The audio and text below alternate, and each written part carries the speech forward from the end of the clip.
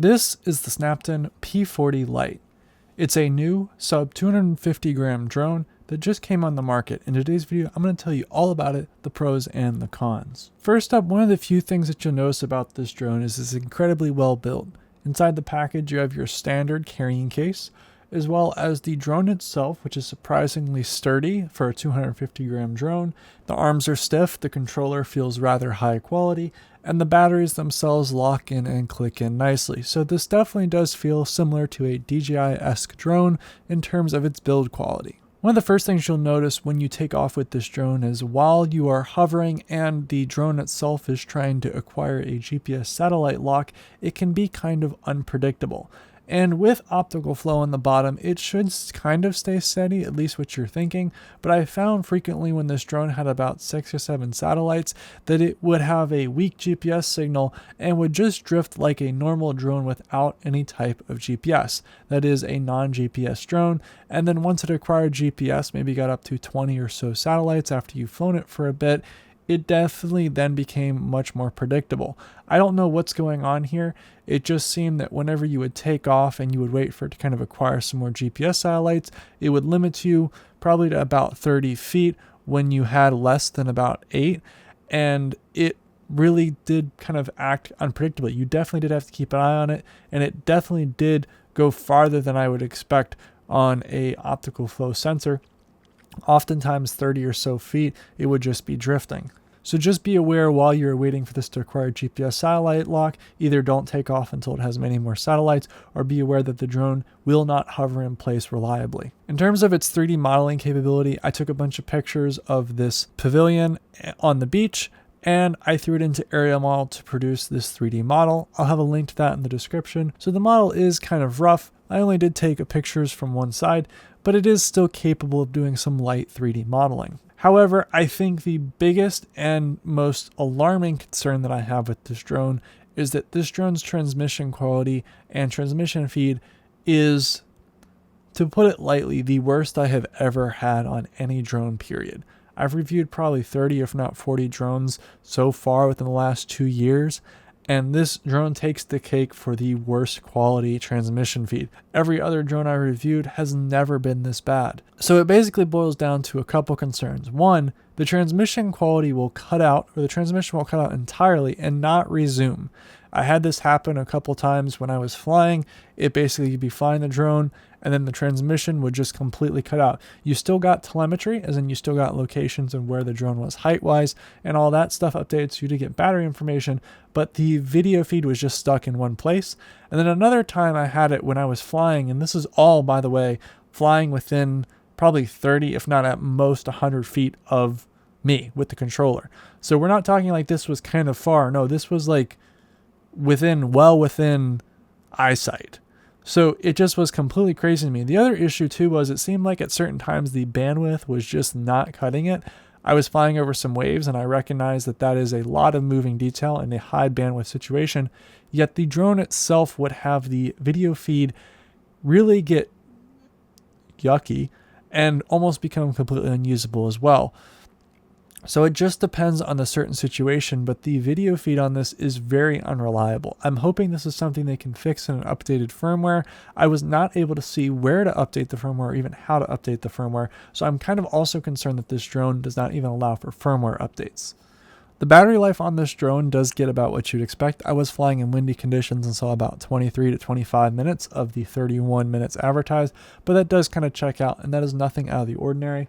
The batteries themselves are pretty sturdy, pretty solid, and they clip in nicely, so you don't have to worry about them coming out during flight. The 3-way battery charger also is somewhat finicky with what chargers it takes. I have a 100-watt charger, I have a 65-watt charger, and a standard charger that I just plugged into the top of my desktop, so a 5-volt, 15-watt kind of supply. And sometimes this would just not accept it and would not charge any of the batteries, which I thought was kind of odd because other DJI products, other drones themselves, have never really had that issue. But overall, the 3-way charger works as expected, and the batteries do charge as expected. They also automatically do discharge, but I found that it's about 2 days before they automatically start discharging, which I felt was a little short because I charged them up for this weekend. And then when I went to fly them, they were not fully charged, so I thought that was a little weird. So now jumping into the camera itself, it's a 48 megapixel sensor, but also still only capable of shooting at 4K 30. This 48 megapixel sensor actually is rather decent in terms of some of the detail that you'll get, but I also frequently found myself looking at a lot of noise in the pictures, especially when you zoom in. This is a half-inch sensor, which means that it's a rather small sensor compared to a lot of the stuff that we have on drones today, and I frequently found that the noise was pretty bad in a lot of areas. You can really see it. Also, I found that the image itself, when you zoom in enough, was really just distorting into general shapes, which is something that I find on some of the higher end megapixel cameras end up doing, but the noise itself was pretty bad. Also, I don't know what was going on with my specific model, but I frequently also found that there was some weird distortion, especially when looking at horizons. I don't know if this would be blatantly obvious if you were looking at maybe on a cityscape, but definitely looking at the ocean, you could clearly see where there was a dip in the middle and also some type of distortion on the edges. And that didn't necessarily affect the light input, but it definitely did make the image look kind of weird. Another issue when flying this drone was that when I was flying this, the controller itself really has on or off when you are moving in a direction. And what I mean by that is when you are turning the drone, it really is either you are moving a good bit or not moving at all. And that means that when you are trying to do a slow, steady motion, you frequently have the drone kind of jittering, and it's not like an easy smooth into it in terms of the motion. It is a very sharp start and stop, and it's very hard to get smooth video, at least on this RC.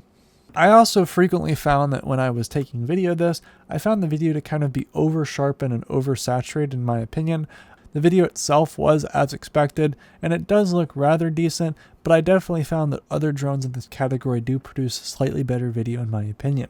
The 48 megapixel sensor is a bonus though, so something to keep in mind when you're comparing against maybe a DJI Mini 4K or some of the other drones on the market. Just one last odd thing as well is that the cable, in my opinion, that connects it from the RC to the phone is a little stiff. It just seems to be kind of too long, and it also does kind of create some weird pressure there, but it's not anything crazy. Also, you cannot access the internal storage or the SD card of this drone by directly plugging it into your laptop. You have to, or your desktop, you have to take the SD card out, which a lot of the DJI drones now just let you plug the drone straight into your computer and not have any issues accessing it. So it is weird that this then requires an external SD card reader, when in the past on other drones, you've been able to kind of use the drone as an SD card reader.